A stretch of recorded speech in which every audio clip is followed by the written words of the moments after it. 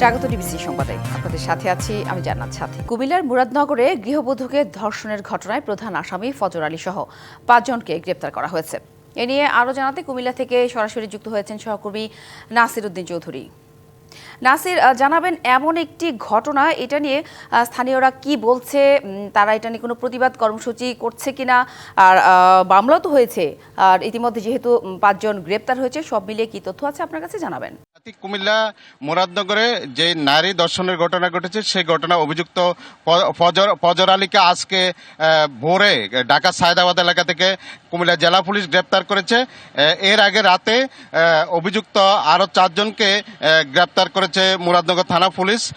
তো মোট 5 জন গ্রেপ্তার হয়েছেন।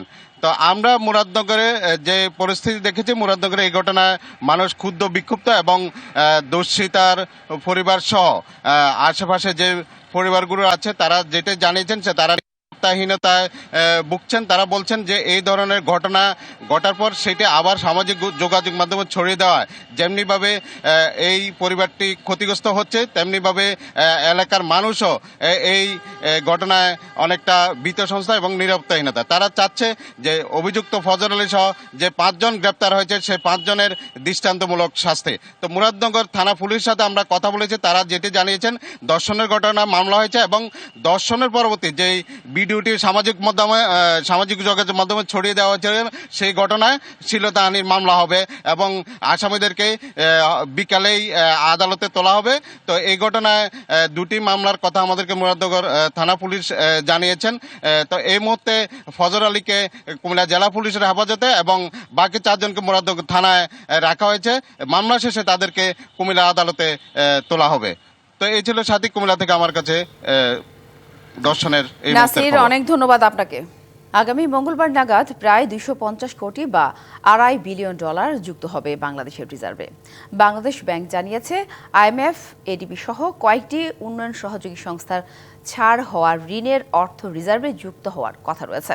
বুধবার বাংলাদেশ ব্যাংকের রিজার্ভ ছিল $2,767 কোটি, যা IMF এর হিসেব অনুযায়ী $2,265 কোটি।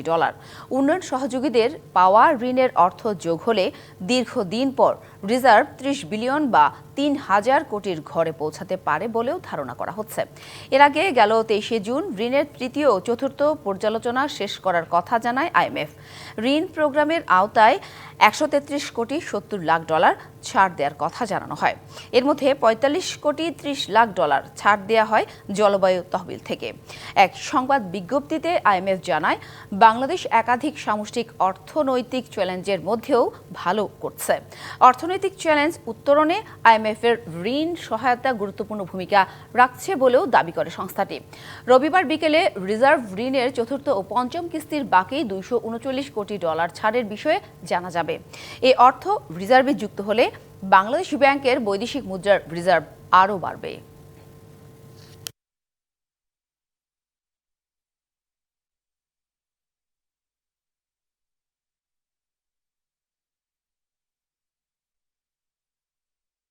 এনবিআরের ঢাকা কমপ্লিট শাটডাউনে ব্রাহ্মণবাড়িয়ার আখাউড়া স্থলবন্দরে দেখা দিয়েছে স্থবিরতা। সেখানে আছেন সহকর্মী খন্দকার রায়হান, আমরা তার কাছ থেকে জানবো বিস্তারিত। রায়হান, জানাবেন যে এনবিআর কর্মকর্তাদের ডাকা এই আন্দোলনের ফলে আমদানি রপ্তানিতে কি ধরনের প্রভাব পড়েছে? সাথী, আমরা সকাল থেকেই অবস্থান করছি আখাউড়া স্থলবন্দরে। আমরা আপনাকে যদি দেখাতে চাই, আপনি নিশ্চয়ই দেখতে পাচ্ছেন।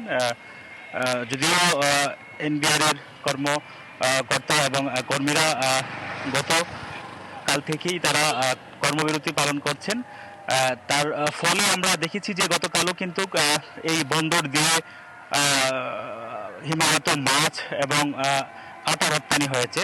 তো ব্যবসায়ীরা আমাদেরকে জানিয়েছেন যে এই যে পণ্যগুলো গতকাল শনিবার রপ্তানি হয়েছে সেটি কিন্তু শুক্রবারই কিন্তু কাস্টমসের স্বাক্ষর করা ছিল, যার কারণে গতকাল সেগুলো রপ্তানি হয়েছে। তবে আজকে আমরা এই বন্দরে এসে যেটা জেনেছি, বন্দরের দায়িত্বপ্রাপ্ত কর্মকর্তারা আমাদেরকে জানিয়েছেন যেহেতু আজকে রবিবার, সেই ক্ষেত্রে কিন্তু ওই পারে ভারত কিন্তু আজকে সাপ্তাহিক বন্ধ রয়েছে, যার কারণে আজকে এমনিতেই আমদানি রপ্তানি বন্ধ রয়েছে, যার কারণে আজকে এই বন্ধ বন্দরে আপনি দেখতেই পাচ্ছেন যে এই মুহূর্তে কিন্তু তেমন পণ্যবাহী গাড়ির কিন্তু আমরা পণ্যবাহী গাড়ির অবস্থিতি আমরা দেখতে পাচ্ছি না। তবে ব্যবসায়ীদের সাথে আমার কথা হয়েছে, এখানকার ব্যবসায়ী নিসার আহমেদ তিনি জানিয়েছেন যে এনবিআর এর কর্মীদের যেই কর্মবিরতি চলছে সেটি দ্রুত প্রত্যাহার করার ব্যবসায়ীরা কিন্তু দাবি জানিয়েছেন। নতুবা কিন্তু এই বন্দরের অনেকটাই কিন্তু স্থবিরতা নেমে আসবে। তো এই ছিল আমার কাছে আখাউড়া স্থল বন্দর থেকে সর্বশেষ এনবিআর। ধন্যবাদ রায়হান, আপনি থাকুন, নিশ্চয়ই পরবর্তীতে আরো তথ্য জানবো আপনার কাছ থেকে। ধন্যবাদ। নির্বাহী বিভাগ থেকে বিচার বিভাগ আলাদা করা সংক্রান্ত ঐতিহাসিক মাজদার হোসেন মামলার রিভিউ আদেশ আজ।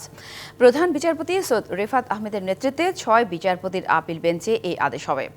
1999 সালের 2রা ডিসেম্বর মাজদার হোসেনের মামলায় বিচার বিভাগ আলাদা করার বিষয়ে 12 দফা নির্দেশনা দিয়ে রায় দেয়া হয়।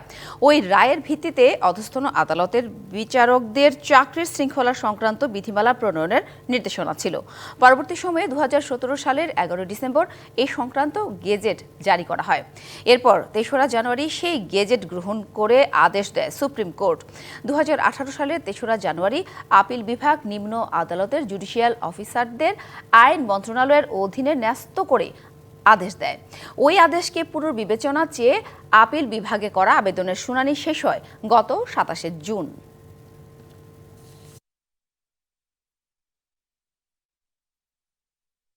গাজায় ইসরায়েলের অবরোধের কারণে তীব্র খাদ্য সংকটে অন্তত 66 শিশু অপুষ্টিতে মারা গেছে। ইসরায়েলের অবরোধের কারণে দুধ, পুষ্টিকর সাপ্লিমেন্ট এবং অন্যান্য খাদ্য সহায়তার প্রবেশ বন্ধ রয়েছে উপত্যকাটিতে। শনিবার এক বিবৃতিতে গাজা কর্তৃপক্ষ জানায়, ইসরায়েলের এই অবরোধ যুদ্ধ অপরাধের শামিল। গাজার বেসামরিক নাগরিকদের নির্মূল করতে ইসরায়েল অনাহারকে অস্ত্র হিসেবে ব্যবহার করছে, তার স্পষ্ট প্রমাণ রয়েছে। গাজার শিশুদের বিরুদ্ধে ইসরায়েলের চলমান এই অপরাধ নিয়ে আন্তর্জাতিক সমাজের নীরবতাকে লজ্জাজনক আখ্যা দিয়ে নিন্দা জানায় গাজা কর্তৃপক্ষ।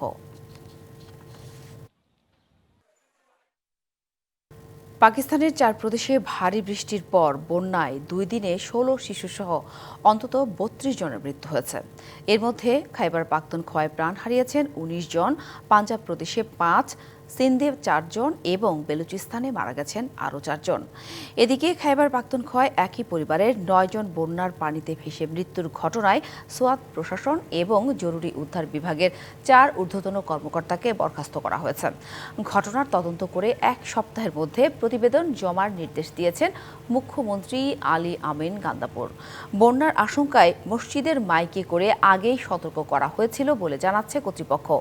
এরপরেও কি করে এই দুর্ঘটনা হলো তা খতিয়ে দেখা হচ্ছে।